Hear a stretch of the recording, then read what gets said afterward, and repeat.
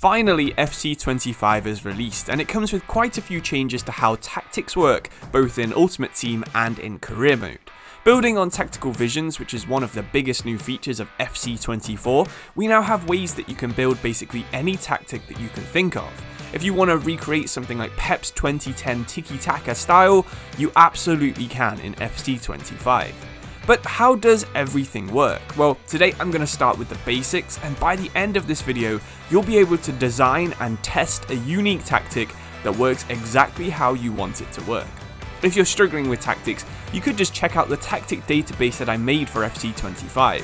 I've been updating the database with some iconic tactics for every team mentioned in any of my videos, and I'm actually currently updating the tactics with sharecodes, so you can just enter one of those and instantly have a fun tactic.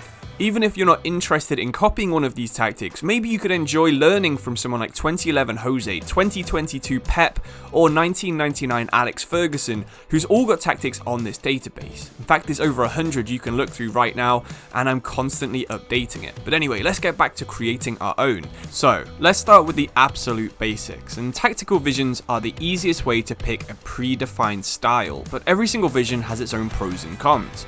You can combine any style with any roles and any formation that you want, but we need to run through the visions first because I think it's the best place to start when deciding what you want to do. The first vision is called Standard, which is just a balanced approach. There's no real strengths or weaknesses to using this one, but it's probably still the best starting point for basically any tactic. Next is Wing Play, and this vision forces your fullbacks and wingers to basically play on the touchline unless you set them as false backs or inside forwards.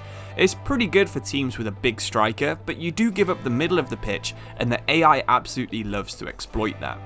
The tiki-taka vision doesn't really work like tiki-taka, instead it's more of an aggressive possession hogging system. It uses a surprising amount of stamina because players are constantly sprinting from point to point trying to receive passes, and you can kind of replicate the whole point of tiki-taka by using balance and just using the appropriate roles. Counter-attack pushes everyone forward except for the defensive midfielders and centre-backs when you get the ball, but does make you really vulnerable to opposition counter-attacks too. Gegenpress is the vision that tries to win the ball back the fastest, but if you then give the ball away a lot, your players will run out of stamina pretty quickly. If you can keep the ball well though, this is probably the most effective tactic against humans. The AI will just pass around you though. Kick and rush is just a version of long ball that doesn't use a target man. Instead, you just kick the ball over the defense and hope that fast players can run onto it. And finally, Park the Bus just gives up the wings and puts up as many players as possible into your own box. If the other team's just crossing it in, hopefully you'll have 5 or 6 centre backs in there waiting to head it away. It's totally up to you which one you pick, but you should know that every formation is kinda suited to a specific vision. If you want to play 4-2-3-1, it makes sense to use something like Wing Play because you've got wingers and fullbacks, but you could also use Park the Bus because it's got 2 defensive midfielders. You can use Tiki Taka because it's got a lot of midfielders that can pass the ball in triangles, and you could probably also do a pretty decent version of Gegenpress using this formation. I think this part is fairly straightforward, but once you've chosen your tactical vision, we can start to look at different roles, and this is probably going to be by far the longest part of this video. So, roles are basically a replacement for the old player instruction system, but I think they're so much easier for making players do what you want them to do. Thankfully though, EA has actually given us really good descriptions for each role that describes how they work, but to make a tactic that works overall, you're going to have to find combinations that work well together. Some roles actually work really well alone. Holding midfielder is one of them because you don't really need 2 of these in your team. However, the majority of roles are actually only worth using when used in combinations.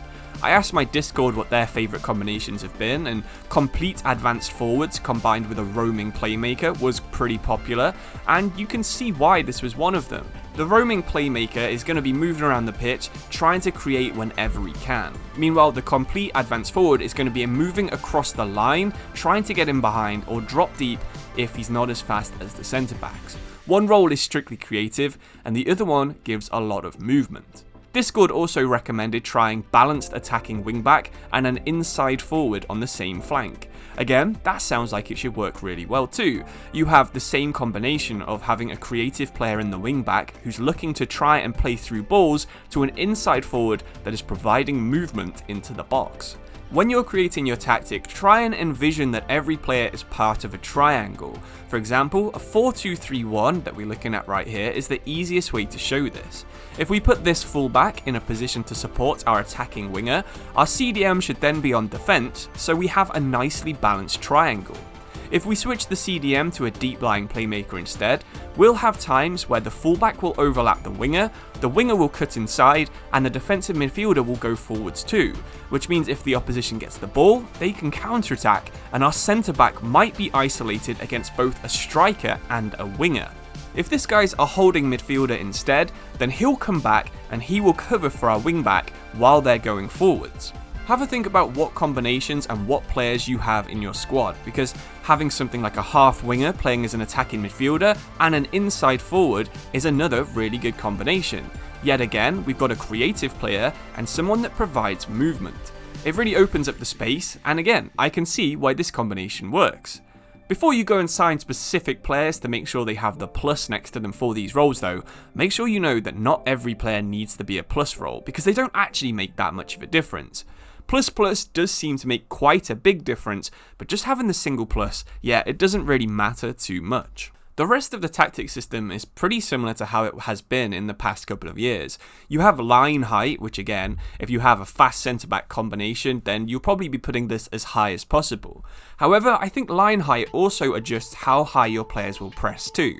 So if you have a high line, your strikers will be getting tired because they'll be pressing the opposition defence. Meanwhile, if you play too deep, your players won't really press until the ball is within 40 metres of your goal. I like to have my line height somewhere between 40 and 50 because your midfielders will press, your strikers will kind of just chill at the top of the pitch, and that means they've got enough stamina to actually make an impact when you are attacking. Okay, I know I've said a lot of stuff about tactics in this video, but now I'm going to show you one of the tactics that's been working really well for me. It's not on the database yet because it isn't actually based on any real life tactic. It's just something that I've used in career mode and ultimate team, and it's been really effective. The most important combination for me is on the left, where I have an attacking wingback on attack and a wide midfielder on defend. The wide midfielder will drop back and the attacking wingback basically plays like a left winger, which is good because I don't really have any natural wingers in my squad. On the other side, we have a wide playmaker on attack and a target forward who goes wide. A lot of the time, the wide playmaker will actually be the striker, while the target forward will become a right winger. By using these roles, it means when I attack, I usually have 3 defenders, which is the 2 centre-backs and the defensive midfielder. Up front, we have both the strikers, we also have my right midfielder and my left back, and then we have the left midfielder and the centre midfielder basically playing as central midfielders. It turns a 4-1-3-2 into a 4-2-4, and you can see that that is actually quite unpredictable. There's a lot of movement, we have several playmakers in the squad, we've got target men up front, and we've got wing-backs at the back. It's a really balanced tactic, and even though we play on balanced build-up and balanced defensive approach, it still scores a lot of goals and is really good to use. Hopefully you've enjoyed this video and learned something about how the tactic system now works. It's more of an introduction to how tactics work in real life, to be honest, and EA's system does actually let you use tactics that work in real life, and they do seem to work in the game too.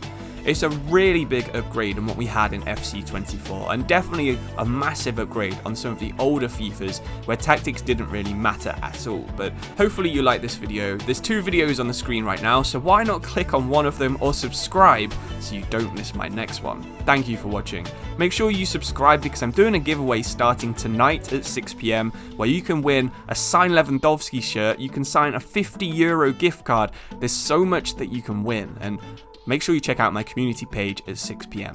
Thank you for watching. I'll see you soon. Cheers and goodbye.